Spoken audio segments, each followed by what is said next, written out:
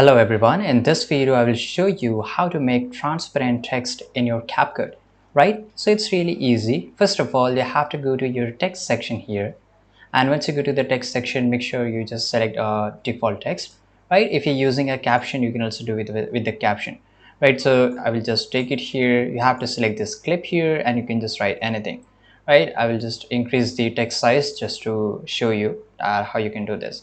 Now you can do all the changes and everything. For example, I want to make it really red color, and here if you just scroll a little bit down, if you want to make the transparent, then this is opacity, right? So you have to reduce it.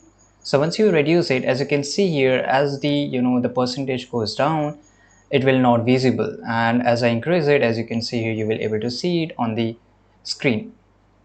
So to make it transparent, make sure your adjustment, for example, I like this one, and when I try to just play this, you can see this, right? It's really transparent. So this is how you can just make transparent text in your CapCut. I hope you found this video very useful. Subscribe.